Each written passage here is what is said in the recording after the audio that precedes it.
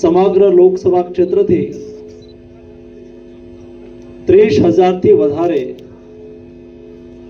12 વર્ષથી લઈ અને 82 વર્ષની ઉંમરના લોકોએ સાંસદ ખેલ મહોત્સવની અંદર ભાગ લઈને મેદાનની અંદર રમત રમ્યા છે। દોસ્તો, રમત ખેલ એક સંસ્કૃતિ છે,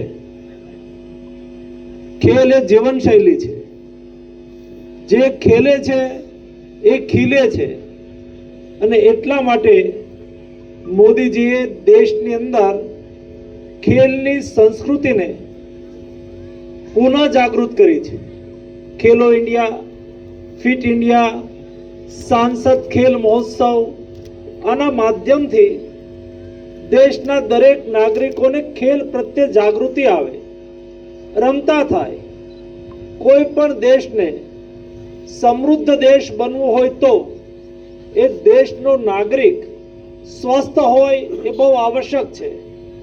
સ્વસ્થ નાગરિક બનાવવા માટે થઈને દરેક વ્યક્તિ ફિટ રહે એ જરૂરી છે અને ફિટ રહેવા માટે થઈને દરેક વ્યક્તિ રમતના મેદાનની અંદર રમે એ જરૂરી છે અને એટલા માટે આ રમતની સંસ્કૃતિ પુનઃ જાગૃત થાય, આ સંસ્કૃતિનું પુનઃ જાગરણ થાય એના માટેના પ્રયાસના એક ભાગ રૂપે દેશના બધા જ સાંસદોએ સાંસદ ખેલ મહોત્સવના માધ્યમથી યુવાનો સાથે જોડાવાનો પ્રયાસ કર્યો છે।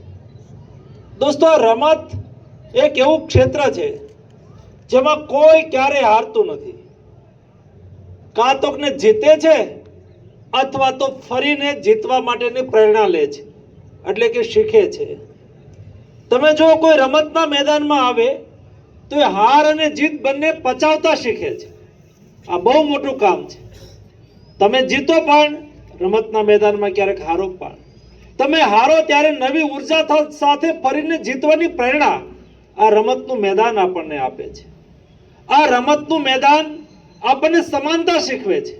તમે જો રમતના મેદાનની અંદર કોઈ ખેલાડીમાં કોઈ આર્થિક રીતે મોટો છે, નાનો છે, જ્ઞાતિ, જાતિ, વર્ગ, સમુદાય ભેદ નથી હોતો। જે ખેલાડી સારું પરફોર્મન્સ કરે એ વિજેતા જાહેર થાય છે। તમને સમાનતાનો ગુણ પણ શીખવે છે અને એટલા માટે સમગ્ર દેશની અંદર સાંસદ ખેલ મહોત્સવનો આજે પ્રધાનમંત્રીજી સ્વયં ઉપસ્થિત રહીને સમાપન કરી રહ્યા છે। ત્યારે ફાઇનલની અંદર આપણે બધા લોકો ઉત્સાહથી રમીએ। દર વર્ષે આપણે સાંસદ ખેલ મહોત્સવ કરવો છે, દર વખતે આપણે ખેલવું છે। આ વખતે જે વિજેતા નહીં થઈ શકે એને સંકલ્પ કરવાનો છે, આવતી વખતે આપણે વિજેતા થવું છે। દોસ્તો, રમવું એ આપણો સહજ સ્વભાવ છે। ભૂતકાળની અંદર પહેલા પણ, વર્ષો પહેલા પણ શહેરી રમતોના માધ્યમથી આપણે રમતા હતા। ધીરે ધીરે ધીરે ડિજિટલ ટેકનોલોજીનો વિકાસ થયો, ઇન્ટરનેટ ટેકનોલોજીનો વિકાસ થયો, ટેલિવિઝન આવ્યું એટલે આપણે ટીવી સામે બેસી ગયા, આપણે મોબાઈલ પર ટેરવા ફેરવવા લાગ્યા, રમતથી દૂર ગયા। પુનઃ લોકોમાં રમત પ્રત્યેની જાગૃતિ આવી રહી છે। દોસ્તો, ફિટ ઇન્ડિયાના સંકલ્પને સિદ્ધ કરવા માટે પણ રમતનું મેદાન એ કારગર છે। મેન્ટલી ફિટનેસ માટે પણ દોસ્તો રમતનું મેદાન જ કારગર છે।